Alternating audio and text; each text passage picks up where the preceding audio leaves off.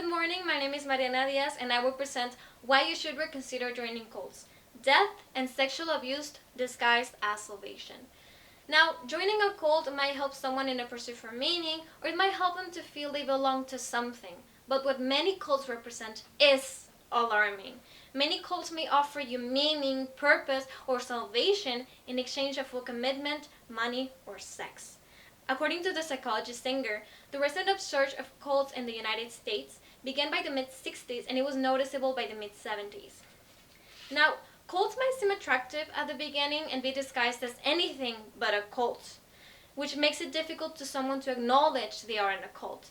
And in order to stay away from the dangers cults represent, one must pay attention to the cues. In order to make my point, I will first explain the concept of cult, then I'm going to explain the characteristics of cults and their leaders, and lastly I'm going to present some of the most famous cults. First, the term cult comes from the Latin cultus, meaning cultivate. It was used in antiquity to describe offerings and sacrifices made to gods in order to cultivate their favor. Later on, it was used to describe any unorthodox religion. Nowadays, as Resaslan points out, it is used to describe new religious movements or NRMs. Now, simply, a cult is a group with a commitment to a usually extreme ideology. And as the sociologist Lalick explains, a cult is not identified by the belief system. It is about the behaviors of the group and how members are controlled and influenced. Now, as I mentioned, a cult cannot be identified by the belief system. Many cults are constructed over Christianity, Hinduism, Buddhism.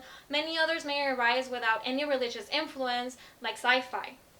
So I'm going to explain the characteristics of dangerous cults and what makes them unique. And if you ever experience one of these things, just run as fast as you can. First, there can be certain exploitation, can be financial or sexual, and this can be achieved by the next point, which is indoctrination or thought reform, also known as brainwashing. And this can be achieved by the several steps that I'm going to mention. First, you have isolation. Imagine you can see your friends or your family. Emotionally, you will completely rely on the group. There's also peer pressure. The sense of belonging can cloud the judgment of an individual. There's also confession. Dangerous cults make their members confess their past sins and then they use these confessions against them. There's also control. Members are told when to eat, whom to sleep with, and what to do every day. There's also language control. Cults create a special jargon in order to enforce isolation. Lastly, you have threats of expulsion. Cults are often threatening their members in order to keep them in line. Now, the leaders are usually charismatic, however, they are very authoritarian. Cults have a narcissistic personality. Everything is about the leader and the leader only. Now, they also have the ability to read others. They can see through people's weaknesses. They also claim to be special. They claim to be smarter, holier, more pure than anyone else. They claim to be the representation of God on earth. They also have episodes of charisma meets anger. They can have explosions. They go from charismatic, loving, affectionate to angry and abusive in just 1 second. Now, throughout history, cults have left people in awe because of their unusual practices. I'm going to mention a few examples of the most famous and infamous cults in history. Let's begin with the worst of them, People's Temple, founded by Jim Jones in 1955.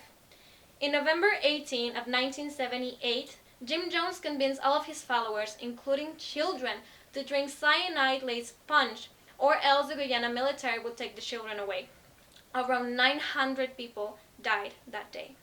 According to the Rolling Stone magazine, open quote, until 9/11 attacks, the tragedy in Jonestown represented the largest number of American civilian casualties in a single non-natural event, close quote.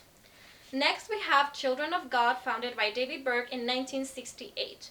It was an strange mixture of evangelism, doomsday prophecies, and unusual sexual practices. And actually, the parents of Joaquin Phoenix belonged to this group, but left when the sexual practices got out of hand. In 1974, the New York Attorney Office reported incest, rape, incarceration, and kidnapping inside the group. And actually, child rape was used as an excuse to increase the tribe. Lastly, we have Aum Shirinkyo, founded by Shoko Asahara in 1984. This Japanese doomsday cult was responsible for the killing of 13 people and injuring 6,000 more in the Tokyo subway in 1995. Now, as I explained, cults cannot be taken lightly. Being aware of the characteristics of cults and their leaders can help you to stay away from dangers. Now, going from a charismatic and friendly environment to a totalitarian one, cults make their members dependent and vulnerable. Now, not all cults are so extreme as the examples I mentioned. However, cults do forbid freedom of expression or critical thinking and any other human right.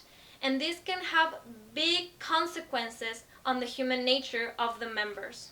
Thank you very much.